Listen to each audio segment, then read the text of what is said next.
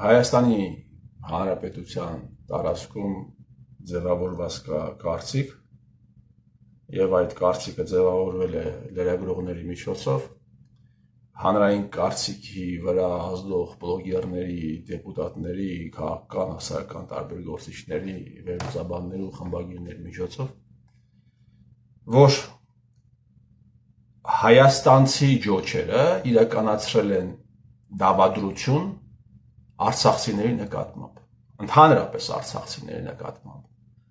Արցախի ռազմաքաղաքական ղեկավարության նկատմամբ։ Եվ եթե Արցախի ռազմաքաղաքական ղեկավարությունից ինչ-որ մարդիկ այնուամենայնիվ մասնակցել են այս ամենին, ապա միայն Արայիկ Հարությունյանը, Արցախի Հանրապետության նախկին նախագահ Արայիկ Հարությունյանը,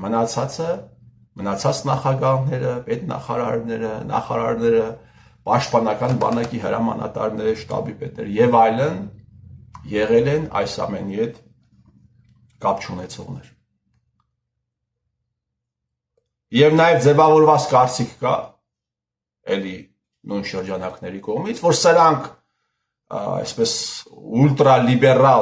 ուլտրալիբերալ, գլոբալիստական շրջանակների ներկայացուցիչներ են, ներկա իշխանությունները եւ նախկին իշխանությունները ազգայնականներ էին, հողպահողներ էին եւ այսպես շարունակ։ Ուրեմն 2018 թվականի դեպքերի մասին, երբ խոսում է Արայիկ Հարությունյանը, Արցախի Հանրապետության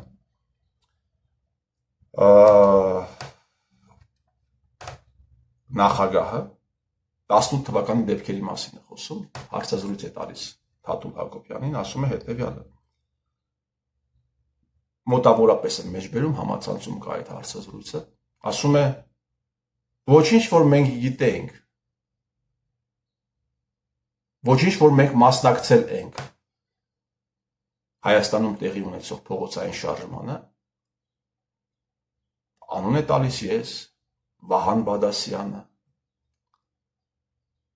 ոչ միայն իրենք, այլ նաև ներկայացնում է, որ բազմաթիվ մարդկանցով է մասնակցել։ Հիմա Արայիկ Հարությունյանը այդ ժամանակ եղել է պետնախարար, երբ մասնակցել է փողոցային շարժմանը, երբ ավտոբուսներով մարդ է բերել։ 2018 թվականի օգոստոսի 16-ին թե 17-ին 100 օրվա պաշտոնավարման հետ կապված մեծ միտինգ տեղի ունեցավ Հայաստանում, Երևանում, կենտրոնական հրապարակում, եւ նույն շրջանակները Արցախից բերել են մի քանի հազար մարդ։ Արցախի Հանրապետության նախագահ այդ ժամանակ Արայիկը պետնախարարն էր, Արցախի Հանրապետության նախագահ Բակո Սահակյանն էր, Սերժ Սարգսյանի մտերիմը։ Հիմա դուք կարող եք ինձ ասել, հարգելի բարեկամներ, Արայիկ Հարությունյանը կարող էր այս ամենը անել առանց Բակո Սահակյանի թույլտվության։ Հիմա դուք կարող եք ինձ ասել, հարգելի բարեկամներ, Բակո Սահակյանը կարող էր այս ամենը անել առանց Սերժ Սարգսյանի հետ այս ամենը համաձայնեցնելու։ Բայց տպավորված է մարդկանց մոտ հետևյալ կարծիք։ Նրանք հայնասեր էին, սրանք դավաճան են։ Այնինչ երկուսն էլ նույն կեղտն են տարբեր գարշոկների մեջ։ Եվ այդ գարշոկների մեջ տեղավորել են բլոգերներն ու լրագրողները, երկու այդ ուժերի մասին է խոսքը։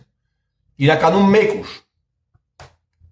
Լրագրողները, խմբագիրները, ովքեր ակտիվորեն ֆինանսավորվում են։ 2018 թվականի ապրիլ ամսին Միքայել Մինասյանի աշխատողը, թե ընկերը, չգիտեմ էլ դրանց հարաբերությունները ինչպես է եղել, ստատուս է գրում 18 թվականի ապրիլ ամիս եւ հրավիրում է մարդկանց փողոց միտինգի, խնդրում է, որպեսզի գնան Նիկոլի միտինգին, որի տակը, ինչքան գիտեմ, լայք է դնում, իմացած տեղեկություններով լայք դնողներից մեկը եղել է Վովա Գասպարյանը, ֆեյքի միջոցով։ Ասում ես, տղեկ, դուք եք սրան բերել իշխանության Նիկոլ Փաշինյանին, ասում ես, ինչ ես ասում, ես չես ասում, մենք ինչպես կարող է բերեինք իշխանության Նիկոլ Փաշինյանին։ բազմաթիվ հանցագործություններ է այս մարդը անում, չի ձերբակալում։ Ասում ես, բա ինչու չի ձերբակալվել այդ դեպքում, որովհետև իրենք դիտավորյալ էին անում, որ մենք ձերբակալենք եւ փողոցային շարժումը ավելանար։ Դա պրովոկացիա էր, մենք չտրվեցինք պրովոկացիային։ Այն էր օրենք կա,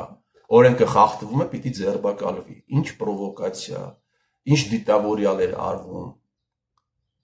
Բայց Շանթին ինչի տարիներով փագեցիք, Սերժիկ, Շանթ Հարությունյանը պատկերավոր ասած ներողություն եմ խնդրում այս արտահայտության համար, 2-3 հատ պոլիպեդ էր վերցրել, արժեքների հեղափոխություն էր անում 6 հոգով, լավ 10 հոգով, ինչի տարար փագեցիր Սերժիկ։ Հələ եկեք մտնենք 5 հոգով հիմա ռադիոտուն, ավիրենք դուրս գանք, 5 հոգով տեսնենք մեզ հետ ինչ է տեղի ունենալու։ Հələ եկեք 7-8 հատ դագաղ վերցնենք, տանենք տարբեր մարդկանց դռների դեմը դնենք, տեսնենք մեզ հետ ինչ է տեղի ունենալու։ Հələ ինչ որ կառավարական ջոչի կորտեժի դեմը եկեք փակենք եւ ինչ որ բուկլետներ շպրտենք մեքենաների վրա, տեսնենք մեզ հետ ինչ տեղի կունենա։ Ասում եմ կապ չունենք բացարձակապես դրա համար։ Դրա կապ չունենք։ Առավոտ թերթում ամիսներ շարունակ տպվել է Մարինա Ղազարյան հեղինակի, չգիտեն ով է, առավոտ թերթի նույնիսկ լրագրողները չեն ճանաչում այդ մարդուն։ Հայոյախառն հոդվածներ այն մարդկանց մասին, ովքեր ասում են Նիկոլին Սերժն է բերել։ Եվ դրա համար երևի էր նաև Արամ Աբրամյանը վերջերս ստանում ինչ-որ լրագրողական գործունեության համար, բարձր վաստակի համար ինչ-որ մրցանակներ էր ստանում։ Մարդը նստում է Գեորգի Կուտոյանի կողքը, ասում է շնորհակալություն եմ հայտնում ձեզ փողոցային շարժման ժամանակ հնարավորինս անելու համար։ ԱԱԾ հեղափոխություն է արել, ԱԱԾ տնօրենին շնորհակալություն է հայտնում։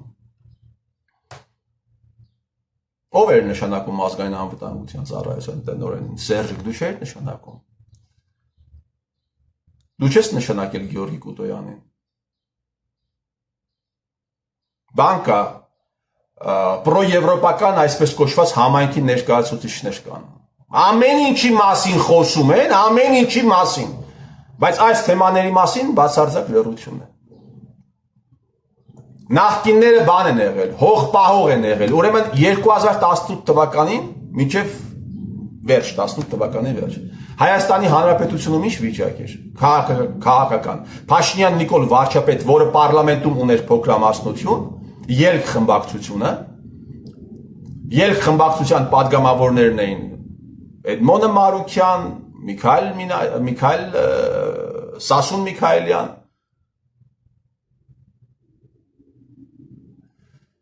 Ալեն Սիմոնյան, Լենա Նազարյան, Փեսան էր Նիկոլ Փաշինյանի, հետո դարձավ խմբակցության անդամ Գեորգիսյան, հա, փոքրամասնություն էին այս մարդիկ։ Եվ մեծամասնություն կար, պարլամենտում կար մեծամասնություն, գործող մեծամասնություն, հանրապետական կուսակցությունը։ Պարլամենտն էր իրականացնում վերահսկողությունը կառավարության գործունեության նկատմամբ, էր եւ հիմա էլ է իրականացնում։ Եվ հանրապետական կուսակցությունը ազգային, հա, հանրապետական կուսակցության մեծամասնության ժամանակ ադրբեջանցիները 11,000 հեկտար առաջ են եկել Նախիջևանի շրջանում։ Հələ ցույց տվեք հանրապետական կուսակցության ներկայացուցիչների ելույթները պարլամենտում։ Հələ ցույց տվեք հանրապետական կուսակցության ներկայացուցիչների հարցերը այս ամենի վերաբերյալ Նիկոլ Փաշինյանին, վարչապետ կառավարություն ազգային ժողով հարց ու պատասխանի ժամանակ։ Հələ մի հատ էլ գլուխ էին գովում, ասում էին ինչու եք ուզում պարլամենտը ցրվի, չէ՞ որ մենք բոլոր ձեր նախաձեռնություններին կողմ ենք քվեարկում։ Այդ թվում Մանվել Գրիգորյանի անձեռնմխելիությունը զրկելու նախաձեռնությանը կողմ ենք քվեարկել։ Չի կարելի այս թեմաների մասին խոսել, հարգելի բարեկամներ։ Կա դավաճան իշխանություն, որը լուսնից է իջե, լուսնից, կամ ամենավերջին դեպքում Սորոսն է բերել, կարելի ասել Սորոսն է բերել եւ փակվում է ամեն ինչը։ Եվ ազգային ուժեր, որոնք ենթարկվեցին դավադիր ծրագրերի զոհ դարձան այդ ազգային ուժերը դաշնակներն են եւ հանրապետականը կամ այսպես ասած դաշնակ մաշնակներն են բազմաթիվ դեպքեր են եղել երբ դաշնակ մաշնակները վաճառել են իրենց հեկերը Արցախյան ողբերգությունից հետո ադրբեջանցիներին եւ Հայաստանի կառավարությունից կոմպենսացիա են ստացել ազգային դաշնակ մաշնակները Եղել են դեպքեր, երբ ադրբեջանցիներին են վաճառել, ադրբեջանցիները եկել են տեսնեն իրենց գույքը, տեսնում են, որ տուրբինները վաճառված իրենց արդեն պատկանող տուրբինները այդ առևտրական ազգային պետական գործիչները բերել են Գորիս տեղ գյուղ, այդպիսի դեպքեր են եղել եւ մշտապես կոմպենսացիա են ստացել։ Հիմա նախկինները ուժեղ տղեկ էին Հա, շատ ուժեղ տղեկ էին, բայց այսքան դավադրություն է տեղի ունեցել։ Այդ նախկինների ձենը ինչու դուրս չի գալիս։ Օգանովսկին ուժեղ տղա է, քանի միլիոն դոլար է Օգանովսկու հետ աֆիլացված կազմակերպությունները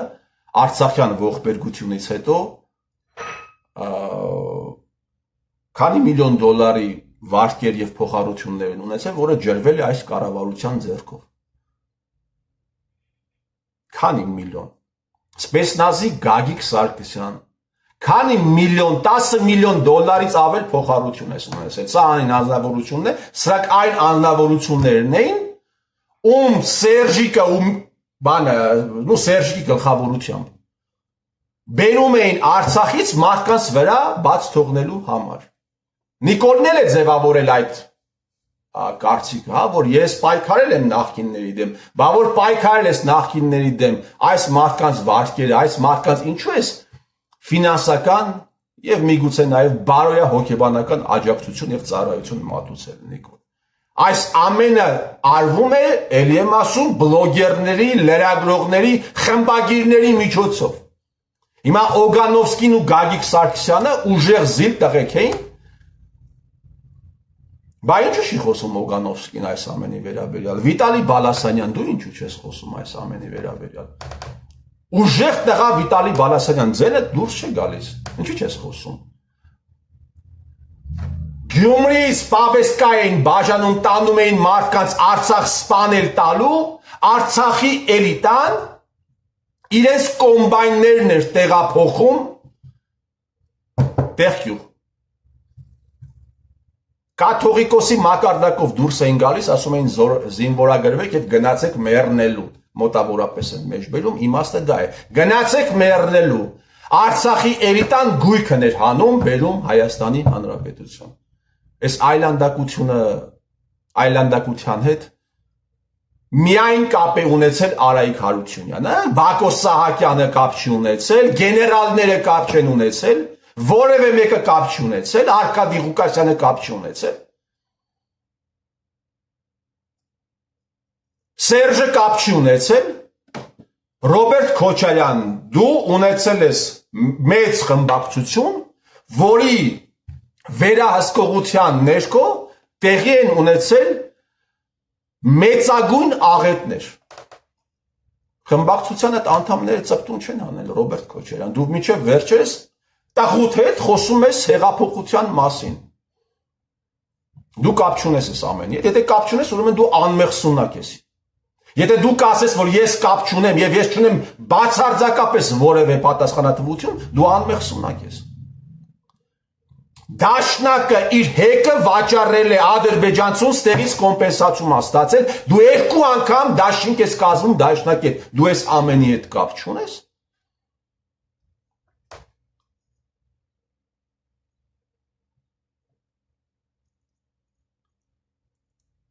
$400 միլիոն հարգելի բարեկամներ փոխառություններ է տրված եղել Արցախում ջոչերին։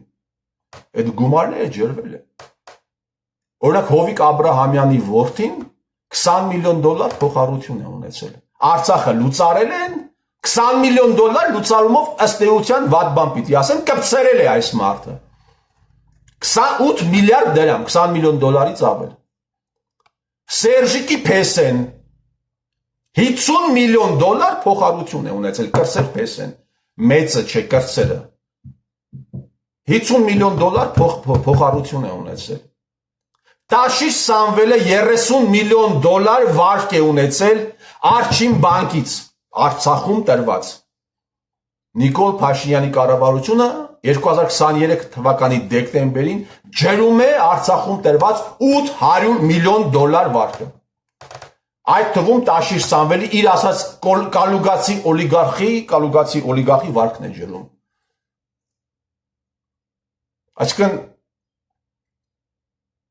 դնում է քաղաքացիների ուսերին 70%-ը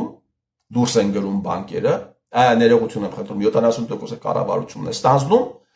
այսինքն դրվում է որպես ներքին պետական պարկ Հայաստանի Հանրապետության քաղաքացիների ուսերին 30%-ն էլ դուրս են գրում այդ առևտրային բանկերը եւ ըստ էության դրանով սա եղել է 23 թվականին ըստ էության դրանով carte blanche է տրվում ոչ կարող եք հետագայում քերել քաղաքացիներին այդ 30%-ը հետ բերելու համար եւ դա է պատճառը որ 2024 թվականը բանկերի համար 24 թվականը եղել է շահույթի առումով ռեկորդային այսինքն Փաշինյան Նիկոլը մի կողմից ասում է ձեզ թալանել են հարգելի բարեկամներ մյուս կողմից այդ թալանչիների պարտքերը դրվում է հարգելի բարեկամների ուսերին ասում է գնացեք փագեք եւ շղարշ է այս ամենի վերաբերյալ չի կարելի խոսել մի քանի հոգի պիտի խոսեն միակ բանը որը մենք պիտի անենք հասկանալ թե ինչ է տեղի ունեցել մեզ հետ հարգելի բարեկամներ ես հիմա նայում եմ այդ սկացինաները ովքեր ձեզ մոլորեցնում են ինչքան հետևորդներ ունեն 50,000 նու բնական է դրանց այդ 50-60 հազարը ես կարծում եմ արհեստական թվեն բայց այնուամենայնիվ այդ մարդկանց լսում են այդ մարդկանց կարդում են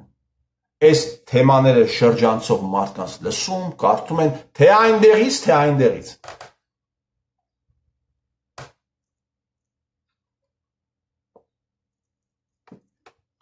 Սերժ այս ամենի գլխավոր կազմակերպիչը դու ես այս ամենը դու ես կազմակերպել Այս ամենը կազմակերպվել է Հայաստանի Հանրապետության ազգային անվտանգության ծառայության միջոցով, նրանց գործակալների միջոցով։ Եվ կշարունակվի այնքան ժամանակ, մինչև ձեր շլինքից չբռնեն։ Դուք կշարունակեք խաբել մարդկանց այնքան ժամանակ, մինչև ձեր շլինքից չբռնեն։ Բացառված է, այլ բան, ես չեմ էլ ակնկալում, որ այսպես խոսքով դուք խոսքից ազդվեք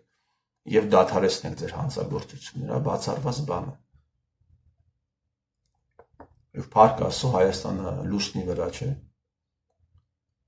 Հայաստանը լուսնի վրա չէ եւ այս ամենը ունենալու է իր ավարտը։ Այն մարդիկ, ովքեր այս ամենին մասնակցել են, դա հազարավոր մարդիկ են։ Եվ մասնակցել են գումարի համար։ Փող են աշխատել, փող են լափել արյան վրա այս ավանտյուրային մեջ են մտել, որովհետև մեջը եղել է փող։ Սկսած Ավինյան Տիգրաններից, Հրաչյա Հակոբյաններից, Արարատ Միրզոյանի, մարդը ասում է մենք հեղափոխություն ենք եղել, բարձում է ազգային անվտանգության ծառայության գործակալ է։ 5 տարի, ասում ես, մի հատ հարց տվեք, թե դու ԱԱԾ գործակալ լինելով հանդերձ ինչպես ես հեղափոխություն արել։ Ովքեր պիտի բարձրացնեն այս հարցերը, թե պոտենցիալ բարձրացնողները եւս եղել են ազգային անվտանգության ծառայության գործակալներ։ Ինչպես։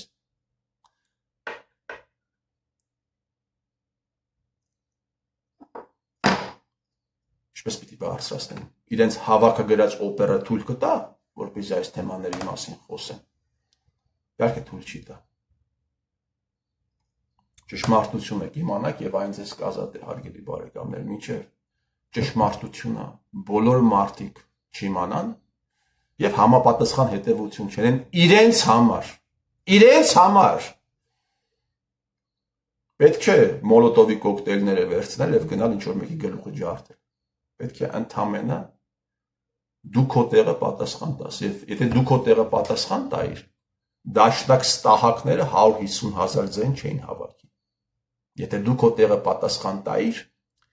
այդ խեղկատակ Տաշիր Սամվելը 300,000-ից ավելի ձեն չէր տանի։ Եթե դու քո տեղը ինչքան ուզում է փող բաժանեին։ Եթե դու քո տեղը պատասխան տայիր, Նիկոլ Փաշինյանը 700,000 ձեն երբեք չէր տանի, ինչքան ուզում է կեղծեին, ինչքան ուզում է վարչական լծակ իրականացնեին, մեկ է մի 300-400,000 ձեն եղել է, գոնե այդ 300-400,000 ձենը չէր տանի, եթե դու քո տեղը պատասխան տայիր։ Եթե դու քեզ հարց տայիր, լավ, եթե այս մարդը պայքարում է նախկինների դեմ, նախկին թալանչիների դեմ, բա նախկին թալանչիներին ֆինանսական օժանդակությունը չի ցուցաբերում, բա նախկին թալանչիներն չեն հանգիստման գալիս, բա նախկին թալանչիներն չեն պաշտոններ զբաղեցնում մինչև հիմա։ Վերցրեք բարձր պաշտոններ զբաղեցնողներին, ասենք, սկսած դեսպաններից, ընդհանրենք Մեծ Բրիտանիայում Հայաստանի Հանրապետության դեսպան, վերջացրած քաղաքացիական պայմանագիր կուսակցության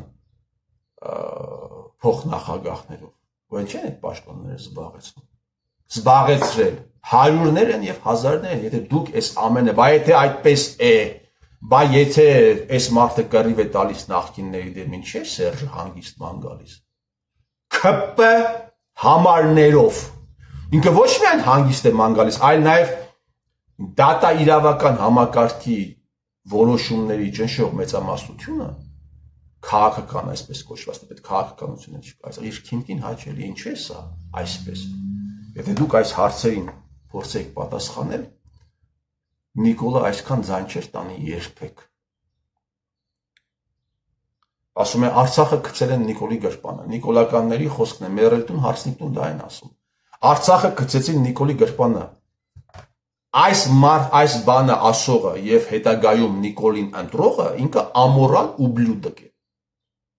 Որովհետեւ եթե Արցախը Նիկոլի գրպանն էին գցել, Նիկոլի գրպանը գցելուց Արցախը առաջ պիտի գցեին այնտեղ նաեւ իշխանությունը, չէ՞, ըստ ձեզ։ Բայց եթե իշխանությունը Նիկոլի գրպանն են գցել, այսինքն Նիկոլը հեղափոխություն չի արել։ Միլիոնավոր մարդկանց է խաբել, չէ՞, այսինքն։ Դուք այս ամենը գիտակցելով հանդերձ գնում եք Նիկոլ եք ընտրում, ու դուք մտածում եք, որ այս ավանտյուրան, արյունոտ ավանտյուրան պիտի գնա, արյունը պես պիտի հոսի ջրի նման, եւ դուք պատասխան չեք տալու։ Դուք բացարձակապես պատասխան չեք տալու, հա։ Վաղը պիտի հելնեք, ասեք դե մենք ինչ անենք, մեզ խաբեցին։ Սաղ Սերժներ, սաղ Նիկոլներ, մենք ինչ անենք։ Մենք մեզ համար նստած հաց ու սոխ ենք ուտում, փող ենք աշխատում։ Հա։ Չէ։ Հարգելի բարեկամներ, շակերտավոր։ Դուք ևս պատասխան եք տալու։ Դուք չեք կարողանալու դուք եւ ձեր սերունդները այս ամենից ազատվել։ Կարող է դատարանի առաջ պատասխան չտալ։ Բայց դատաստանի առաջ, Աստծո առաջ, բնության առաջ պատասխան կտակ։ Ես ձեր տիրոջ մերը